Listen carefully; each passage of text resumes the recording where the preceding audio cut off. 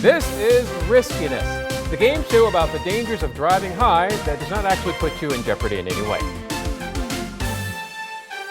I'm your host, Bert Trajek. Let's welcome our first contestant, Tiffany. She's a mother of two with a very safe driving record. I'm also the lead attorney for a Fortune 500 company. You bet. Next is Greg, a regular guy with a regular job and a regular life. And finally, we welcome Mick, a bud tender at a cannabis dispensary. Yes, one of those dispensaries. We sell cannabis, also known as marijuana, pot, grass, weed, Mary Jane, bud. And I'm on a game show about driving under the influence. Oh, the irony. Trust me, I see it too. Let's get started. The rules are simple. You pick a category, we ask questions. You get them right, you win points. Just raise your hand when you know the answer. Can we just buzz in? Well, there are some legal and technical challenges there, so we're going to stick with a raised hand for now. Tiffany, you won the toss. You pick first. I'll take penalties for 100, Alex. My name is Bert. First question. If driving drunk will get you a DUI, what will driving under the influence of cannabis get you? What is a DUI? Don't answer with a question. The lawyers, Yes, you're absolutely right, Tiffany. Driving under the influence of cannabis can get you a DUI. It's also called DUID, or driving under the influence of drugs. It's another form of driving impaired because DUI doesn't just mean booze.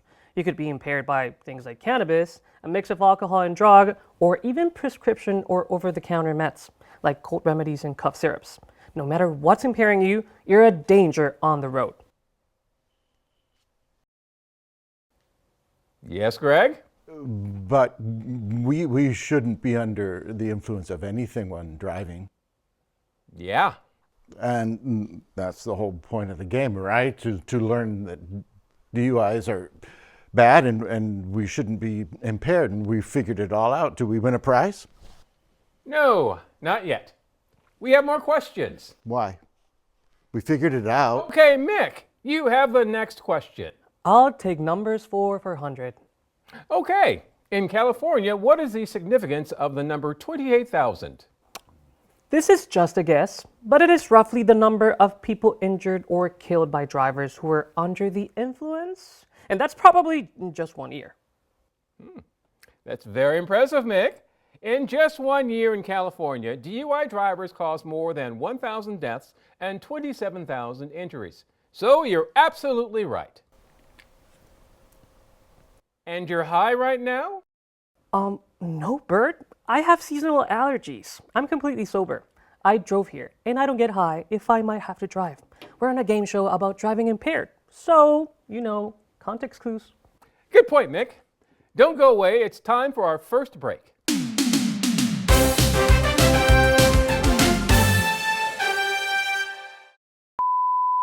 Hey, Bert, just wanted to let you know, we got that phone call we were dreading. We're going to have to kind of change things on the fly here, so kind of bear with us. We'll update the teleprompter.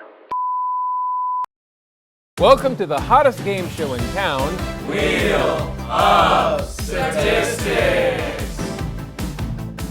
And let's welcome back our... Did you just change the name of this show? Copyright infringement, huh? You already got a call from the lawyers? Okay, Tiffany, spin the wheel.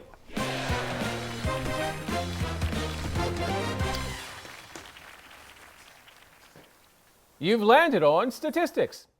Let's look at a study that shows the prevalence of DUI drugs in drivers. In a 1-year study in a California county, blood samples from individuals arrested for DUI were analyzed. What percentage of these samples tested positive for drugs? 22%? Good answer, but not what we're looking for. Greg? I'd like to buy No. Lawyers. You gotta love us. Greg, do you have a guess? Is it closer to 50%? It is! Of those arrested, 52% of the blood samples tested positive for at least one type of drug. Next question. Which drug was most frequently detected in that California study? THC. THC is the impairing chemical contained in marijuana. Go on. The other drugs found in the study included stimulants, anti-anxiety drugs, sleep aids, and opioids. Our next two questions are about THC. Greg, please spin the wheel. Come on, statistics. Come on, statistics. Statistics it is. Lucky you. Bert, can I wave to my family? Well, I don't think they'll Hi, actually... Jane. Hi, John. Hey, Rover. Hi, Muffins. Hey, Whiskers. And I can't forget my beautiful, loving wife. Hi, Mary. This isn't live. It's not going to broadcast. Oh, yeah, of course. I mean, I just got excited. I'm going to be on national TV, and No, it's an online course. It's one person sitting at their computer. Huh? Moving along, how many people become new cannabis users each day? I thought this was going to be a THC question. Well, cannabis does contain THC. Oh, you just said that. My bad. Around 7,000. Well, Tiffany. Tiffany, you would have been right in 2022. Not today. Want to try again? Oh my gosh. This most recent report says there are 10,000 new users each day. Well, yes, you're right, but using your phone isn't And really fair. 36.4 million people are considered regular users because they reported using cannabis at least once in the last 30 days. 62 million reported using cannabis at least once in the last year. That's 22% of Americans. Oh, and they confirmed my 4 o'clock eyebrow waxing. Oops, sorry, that was for me. Well, thanks a ton, Tiffany. There go my next 3 questions. We'll be going to a break now. Wheel of Statistics. Bert, we got another call. I'm having the art department try and put stuff together for another game show. Just give me a sec. And sorry. Welcome to the very lucrative triangle. Our lucky contestants. Copyright. Yeah, this is sad. It's not sad. It's the very lucrative triangle. Our categories today are CBD, THC, pot power, smoking and vaping, edibles, and dabbing. Mick, let's start with you. Pick a category. CBD, please. Okay, what is CBD? Okay, well, CBD or cannabidiol is a compound in cannabis that won't get you high. Most CBD products come from hemp, a variety of cannabis plant known for its high CBD content. Some people use CBD products like lotions and oils due to its perceived medicinal benefits, such as pain relief and inflammation reduction. Again, CBD has no intoxicating effects. It won't get you high. Fun fact, hemp is also an incredibly strong natural fiber. My clothes are made of it. Okay, Mick, thank you for oversharing. Tiffany, your turn. Well, might as well go in order. THC, please. What is THC? Okay, THC is short for... Tetrahydrocannabinol. Thanks, Mick. THC is the primary psychoactive or impairing component in cannabis. It creates the feeling of euphoria or high. Again, excellent answer, Tiffany. Or should I say Tiffany's phone? Thank you. I knew I was coming here today, so I had links teed up on my phone. Okay, Greg, how about you? I'd like pot power, please. Pot power for Greg. How has the strength of cannabis changed over time? I know this. The strength has increased. In 2001, the concentration of THC in pot was around 6%, and now it's usually around 18 to 20%, sometimes as high as 30%, because growers have been developing stronger strains. Exactly, Greg. Marijuana today is stronger than ever, something that might surprise you if you haven't used cannabis since high school 40 years ago.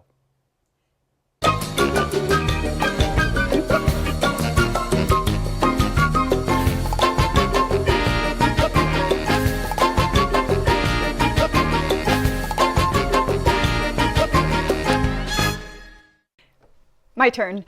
I'll take smoking and vaping, Bert. What gets into your system depends on how you consume it. If you're smoking the cannabis bud from a joint or a bong, the THC potency typically ranges from 18 to 30%. Even more if you're using a vape pen. The THC concentration in the oil cartridge could be 80% or higher. Nick, it's your turn. I'll take dabbing, Bert. Dabbing is where you heat the sticky oil or wax of concentrated THC and then inhale those vapors. The THC content in the wax can reach up to 100%. Let's hear more. New at 5 o'clock, a new way to get high, and it's gaining enormous popularity here in our area. It's a marijuana derivative that offers extreme potency, and yet there are big questions about its safety. Eyewitness News reporter Stefan Kim takes us inside the potentially dangerous world of dabbing. This is not the marijuana you're used to. It's not green, it's not a plant. If you didn't know any better, you might think it's crack cocaine. It's marijuana extract, concentrated cannabis, and this is called dabbing. All of it is very, very sticky, almost impossible to get off of your hands. Extremely high levels of THC, that chemical in marijuana that produces a high, gaining enormous popularity among cannabis smokers. Talk to me, like, how are you feeling right now? In the snap of a finger, I went from not high to being 100% high. There have definitely been cases that people have overdosed on dabbing. Dr. Yasmin Hurd is a neuroscientist at Mount Sinai. For the developing brain, we know that THC has long-term impact, even at lower concentrations. So no one yet knows what these high concentrations of THC will do because they're very new. But medical experts say it can cause psychosis, rapid heartbeat, and blackouts. Traditional marijuana has a THC concentration of about 20%, dabbing close to 100%. It's like any other drug, dose matters. The fact that you can have 80 to 90% THC going into your brain and your body, I think people should think about that. Dosage is everything. You can have a really small amount where you're barely feeling anything, and then at the same time you can have a massive amount and you were high for a long time at a high level. Either way, dabbing is probably not going away anytime soon. Wow. Now I'm suspicious of that butane torch I found in Junior's bedroom. Here's the bottom line for what we've been discussing. Whether you smoke it, eat it, dab it, or vape it, it's illegal to drive high. Driving high is a DUI. Welcome back to... Hey, we weren't finished talking about the effects of cannabis. The buzz or high from cannabis affects people differently depending on whether they smoke it or eat it. How do you know all this stuff, Mick? Well, I am a bartender. Plus, it's right there on your teleprompter. Look.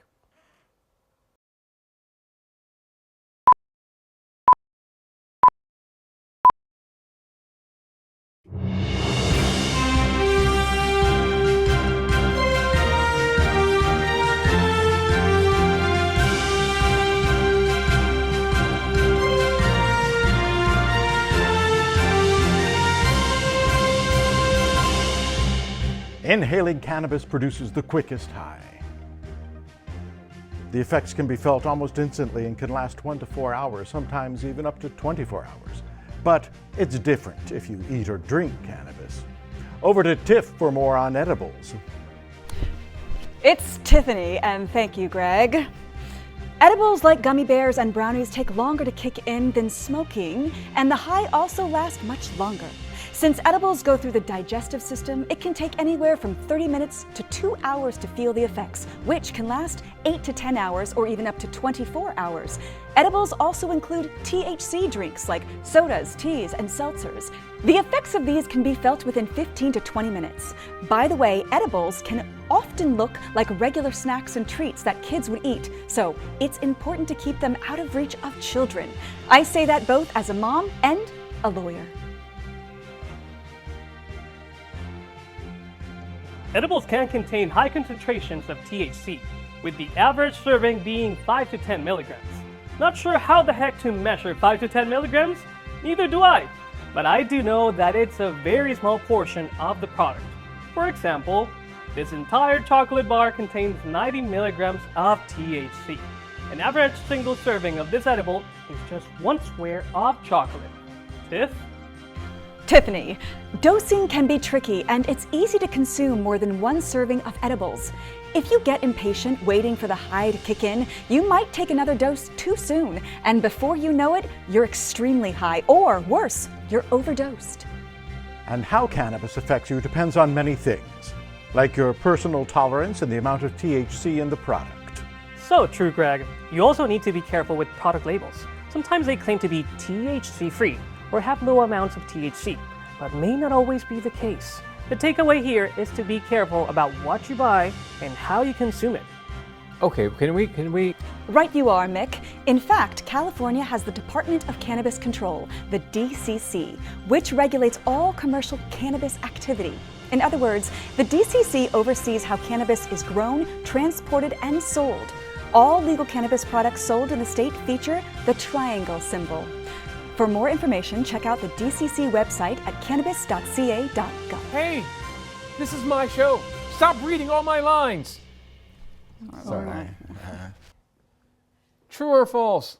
Smoking weed makes everyone feel mellow. Seriously? Seriously? Bert, I'm so sorry. We got another call from the lawyers. Stand by. We're going to come up with something.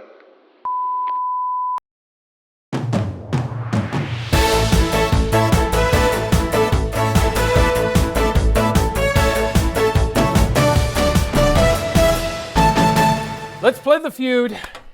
Yay! Welcome, the Bud family. Our first category is cannabis.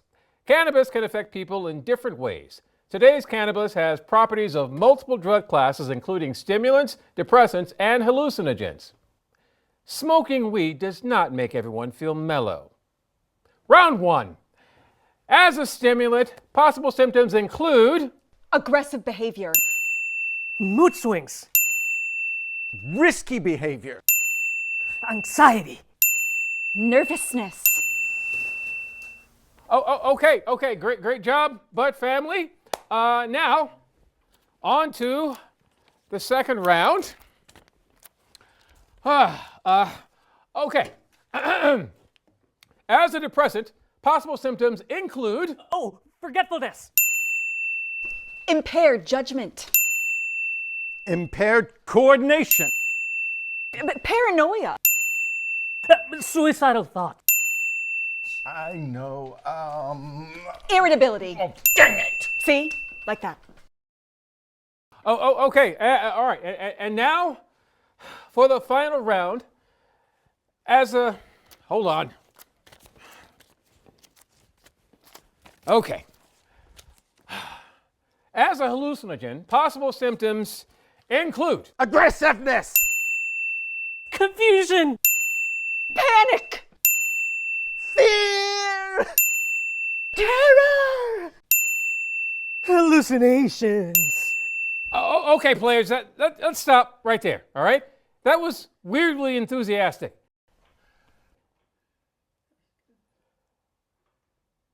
Oh. All right. Great job, I guess, Bud family. All good answers. Acute cannabis intoxication is on the rise, leading to more visits to emergency departments.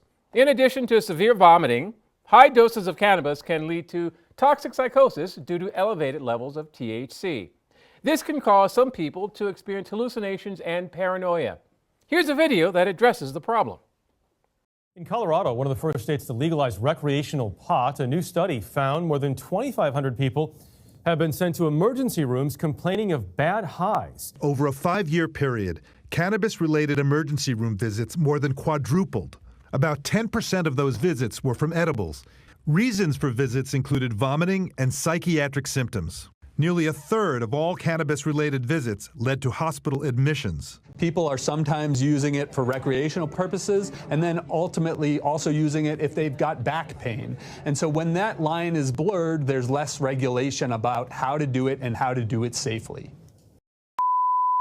Another call? Seriously, it's like they don't have anything else to watch. We're working on the set. We have a PA trying to mock up a sign for you, and then the backgrounds, I don't even know what we have left. I don't know. Good luck. Welcome to Drive or No Drive. Okay, contestants, how soon is it safe to drive after inhaling or ingesting cannabis? Have we heard anything from the lawyers? No. What do we know about cannabis users when it comes to driving? 14.8 million people have reported driving within an hour of using cannabis. And 74% think it is unlikely they'll get caught driving within an hour of using cannabis. Very good. Here is a common misconception about cannabis and driving. I actually drive better when I'm high. No, you don't drive better.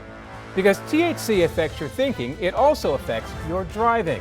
It slows reaction time, decreases coordination, and impairs judgment. Bottom line, if you feel different, you drive different. And even if you feel fine while under the influence of cannabis, you may not be able to accurately judge if you're safe to drive. The University of California conducted a study on this subject.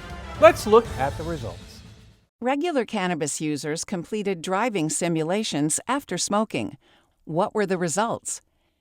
These two rows show cannabis users' self-perception of their driving abilities versus their actual driving performance over a 4.5-hour period.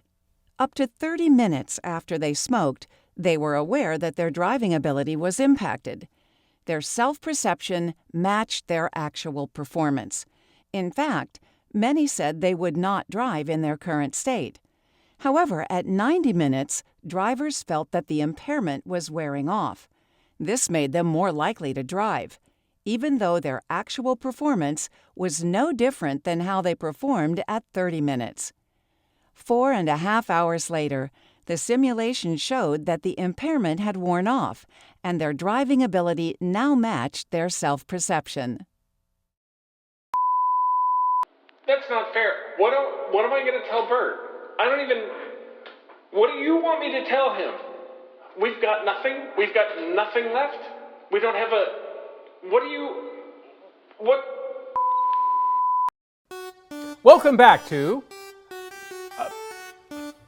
Welcome back.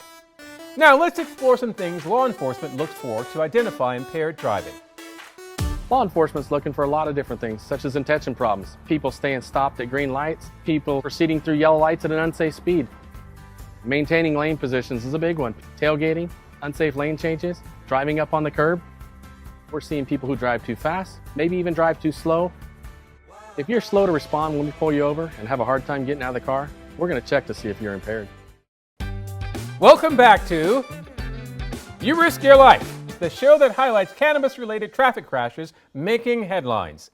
The most common driving violation among those arrested for DUI cannabis is poor speed control, either driving too fast or too slow. The second most common violation is lane weaving. Here's a video of a crash that occurred in Southern California.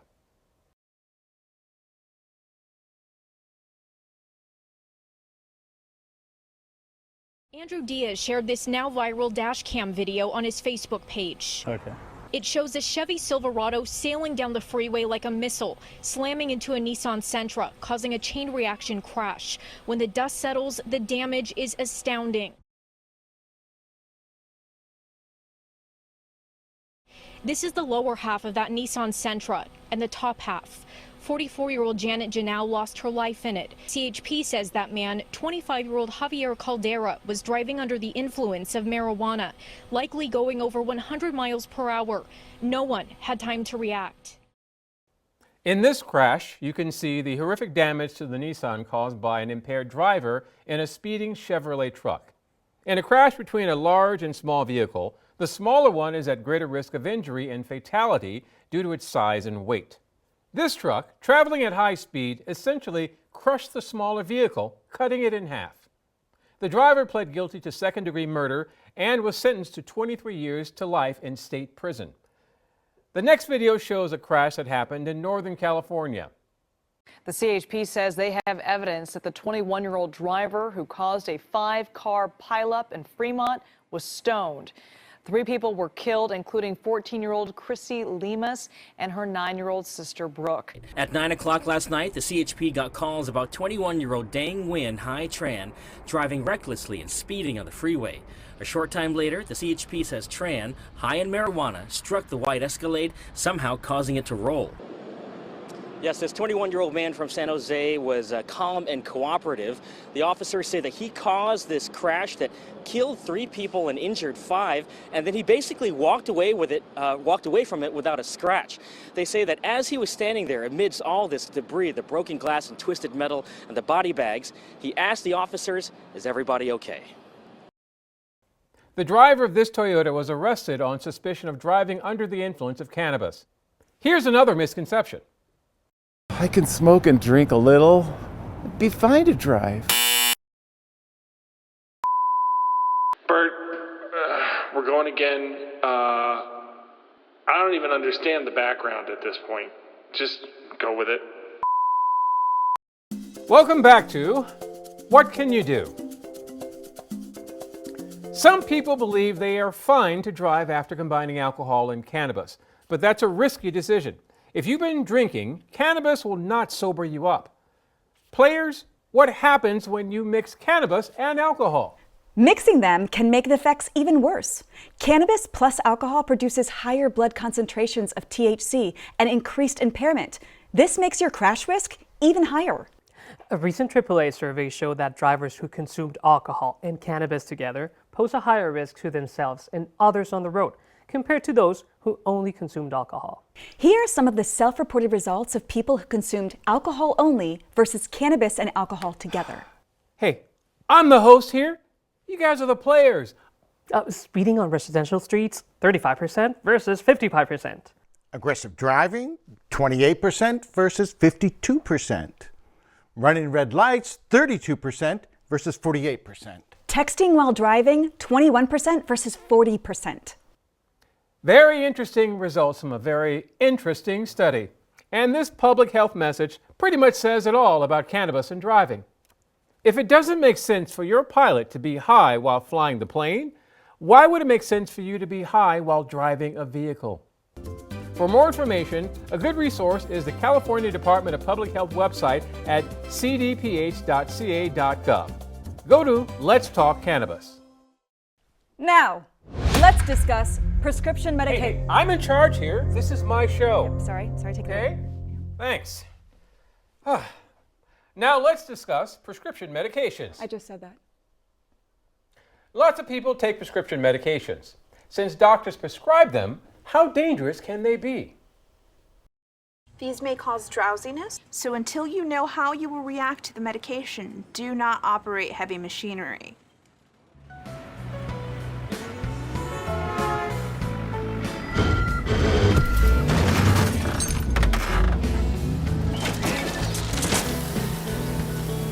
Like your car. Oh, totally.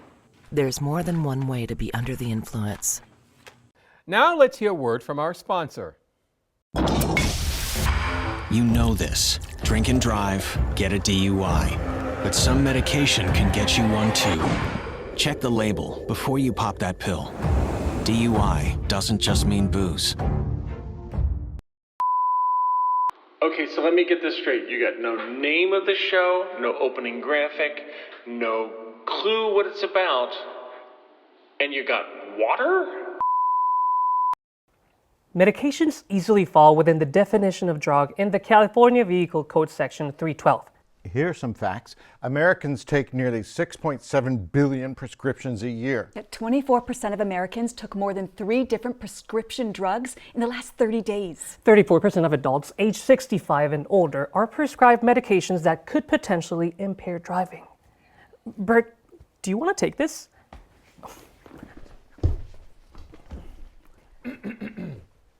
Some medications have side effects that impact driving, even when taken as directed. Check for warning labels that will let you know how long you should wait before driving. Some effects can last for a short time, while others may continue for several hours, even into the next day. Here are some of the most commonly prescribed medication classes that could impact driving. Narcotic pain relievers or opioids. Anti-anxiety medications. Sedatives and sleep aids. Antidepressants or mood stabilizers. Blood pressure and heart medications. Diabetes drugs. Anti-seizure medications. Muscle relaxers. Contestants, what are some potential side effects? Drowsiness. Nausea. Inability to focus or pay attention. Fainting. Fainting is a bad thing to do while driving. Slowed or uncoordinated movement. Blurred vision. Excitability. Dizziness. Excellent work, team. Let's take a look at this video to learn more about the opioid epidemic.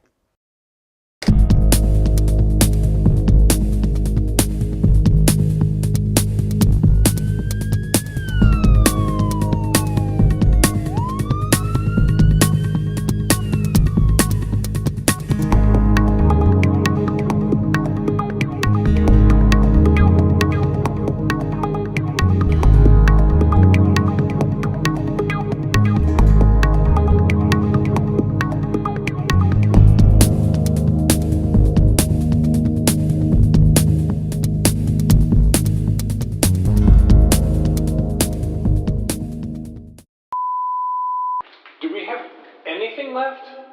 Nothing. We don't have... What's in that folder? Use that. What the heck? Clouds. Sure. According to the current CDC estimate, 44 people die every day from prescription opioid overdoses. Meanwhile, 64% of individuals who used prescription opioids in the past month believed it was safe to drive afterward. Here's an example of what can happen when people drive while impaired by prescription medications.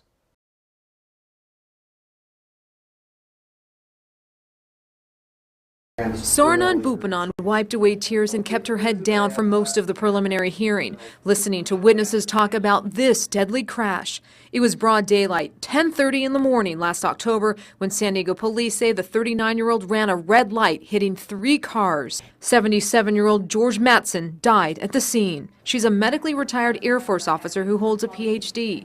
Her attorney says she was taking 4 prescription medications at the time of the crash for biological and psychiatric injuries, including a high dose of Valium. We got no opening title, we got no music, we got no graphics, we got no... What do you mean, we got green? As that video showed, driving under the influence of drugs can lead to extreme consequences. In this case, the driver was convicted of gross vehicular manslaughter and felony DUI, which is driving under the influence and causing death or great bodily injury. She received a 5-year prison term. Some drivers think they can hide their impairment from law enforcement. Police can't tell that I'm driving high. Yeah, we can.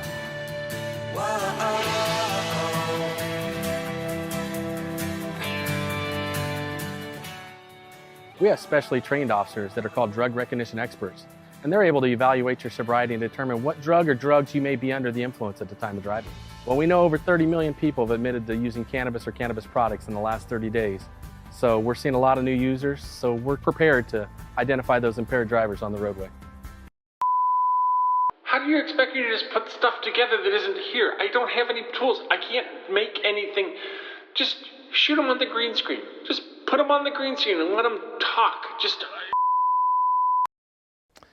Law enforcement is acutely aware of the dangers of DUID, and they have received specialized training to apprehend impaired drivers.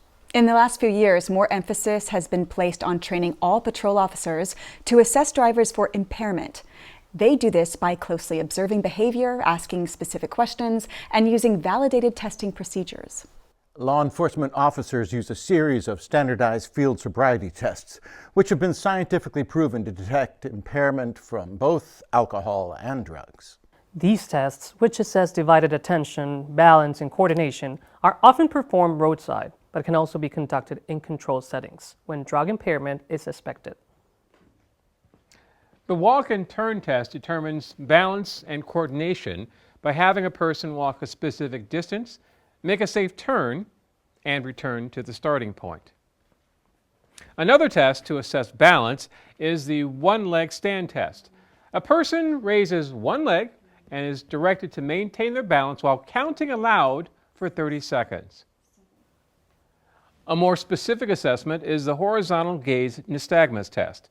Think you can control your eye movements when you're high? Think again. This test assesses how well a person can follow a moving stimulus with their eyes as it moves side to side. This observation focuses on any jerky or involuntary eye movements. Horizontal gaze nystagmus cannot be consciously controlled, and the person won't be aware if their eyes are not tracking smoothly. Watch for the involuntary jerking as the eyes follow the moving stimulus.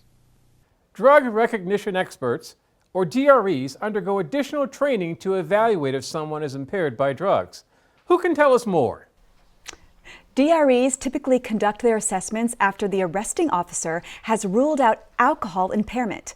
This is based on the signs of impairment they observe or when the symptoms the driver reports don't match their blood alcohol concentration or BAC results.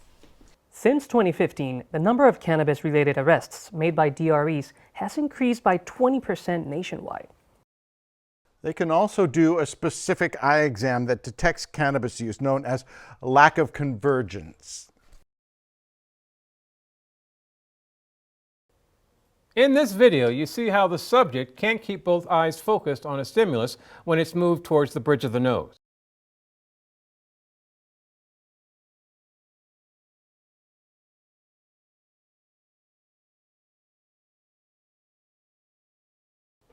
Let's review the laws relating to DUID and the use, possession, and transportation of cannabis. Section 231.52(f) of the California Vehicle Code specifically prohibits driving while under the influence of any drug. You just know the vehicle code by heart? Yeah, I'm a lawyer.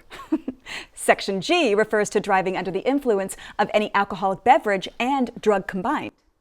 Oh, I know, I study this stuff. The per se laws establish specific measurements for blood alcohol content to constitute a presumption of driving under the influence. For passenger vehicle drivers, the BAC limit is 0.08%, and for commercial drivers, it is 0.04%. And for underage drivers, the legal blood alcohol content limit is 0.00%. But California does not have a set DUID limit for THC or prescription drugs, so impairment is determined by observed behavior, field sobriety tests, and other evidence. DUID can have serious legal consequences, including, well, misdemeanor or felony arrest and prosecution. It becomes a felony if a person is killed or injured. License suspension or revocation. Vehicle impoundment. Payment of fines and or restitution. Criminal record. Probation requirements. Mandatory education classes. Incarceration in county jail or state prison. Good job, contestants. Now, what kind of personal consequences can result from a DUID conviction? Loss of employment and other work problems due to lack of driving privilege. Loss of professional licenses and certifications. And social stigma. Higher insurance premiums or losing your insurance entirely. Financial losses due to fines and penalties or the cost of continued drug testing. Financial consequences from DUID can be huge, both for alcohol and drugs. The estimated cost of a first-time DUI conviction in California is $13,500. But it can be much more considering all the other expenses you may incur. And the money might not be the worst part. Imagine the decision to drive impaired resulted in the serious injury or death of another person. No amount of money will ever change the outcome. Let's talk about laws specific to cannabis. And Safety Code Section 11362.3 specifies where cannabis cannot be consumed. Right on, Greg. And I can even quote that code. It says that it is illegal to smoke or ingest cannabis or cannabis products while driving, operating a motor vehicle, boat, vessel, aircraft, or other vehicle used for transportation. Well, there are also laws specific to the maximum amount of cannabis that can be possessed by an individual. Are on a roll, Greg. California Health and Safety Code 11357 specifies the maximum amount of cannabis that someone can possess. For the cannabis flower, the limit is 8.5 grams, approximately the weight of 5 quarters. For a concentrate, the limit is 8 grams, or the weight of 1 quarter and 1 dime. How can cannabis be transported in a vehicle? According to Vehicle Code Section 23222, 222, am I right? Man, I want to meet the crazy gang that wrote old 222. Yeah, well, in 23222, open containers of cannabis can only be transported the same way as open containers of alcohol. Not in the passenger's compartment or where it can be accessed by any person in the vehicle. It has to be in the trunk. But if you have an SUV or a vehicle without a trunk, it must be kept out of reach of the driver. Let's talk about some misconceptions about personal responsibility around DUID and look at some strategies to address them. You might hear people say this: I drove here, so now I gotta drive home. The sober driver can also act as the brains of the situation. Some may consider this person the designated thinker who looks out for the well-being of others. The consequences of DUID are not always obvious or easy to see. Consider the emotional impact you may experience if you decide to drive impaired. Let's look at Chad's story. I definitely had a feeling earlier on that I should just stay at my friend's place and sleep there that night. But he decided to get in his vehicle and drive. He never made it home. He was taken to jail. What police told him then has forever changed his life. He came up and he's yelled at me, Mr. Olson. I jumped down. I was in the cell, and he's like, "Do you know what I had to do tonight?" And I said, "No." And he said, "I had to go tell 5 kids that their parents weren't coming home tonight." And I said, and I just broke down, and yeah, it's hard at times to live with what I've done, but I'm not gonna hide from it. I made this choice, this selfish decision, and I need to live with it for the rest of my life, and I will. What could the people who were around Chad that evening have done to help prevent this tragedy?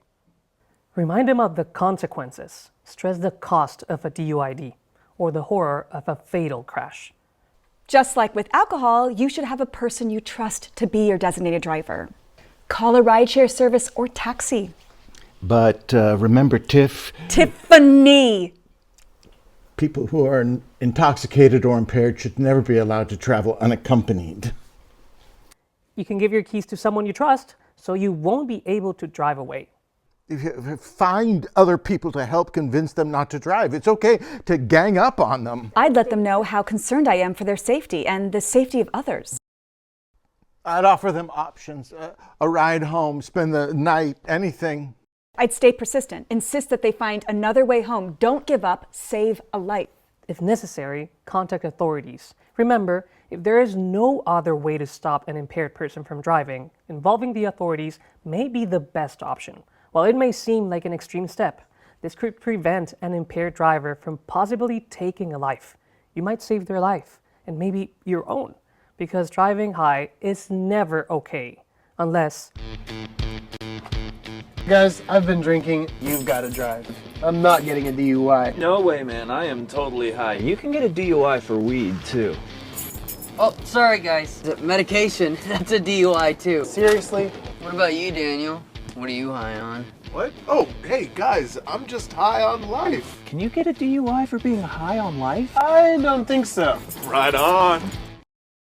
So, panelists, what are some important points to take away today? Well, cannabis affects people differently, and impairment depends on the potency of THC, personal tolerance, and the method of consumption. It's not a one-size-fits-all kind of thing. And even if you feel fine while under the influence of cannabis, you may not be able to accurately judge if you are safe to drive. Edibles are unpredictable, and it can take up to 2 hours to feel high after ingesting them. If you've been drinking, smoking weed does not sober you up. In fact, cannabis plus alcohol produces higher blood concentrations of THC, increasing your crash risk even more. There can be extreme consequences if you drive under the influence of drugs, even drugs prescribed by your doctor. You might think you can hide your impairment from law enforcement, but officers aren't fooled. They have been trained to detect and apprehend drivers impaired by both alcohol and drugs. Now let's hear a word from our sponsor. You work hard. You play hard. A drink with friends can turn into two, and a prescription can be stronger than you thought. Stop. Stop. There are a lot of ways to get a DUI, and a lot of ways to go. Call a cab, text a friend, share a ride. Better yet, plan ahead and leave the keys behind. Who wants to bother with parking anyway? Well, whatever you choose to do, choose a better way to get there. Go safely, California. We've shared a lot of information, but the message is crystal clear. Driving under the influence of drugs is a risky, dangerous choice that can have serious, long-lasting consequences. Anyone who chooses to drive high would be a loser. So, who are the real winners of this game show? You're not going to give us any prize money, are you, Bert? Your prize is this information that could save lives. Not even a parting gift? I'm taking my podium. Okay. Well, this has been. Hey, what did we end up with here? Well. Thanks for tuning in, and drive safe out there. Don't drive impaired. And call 911, please.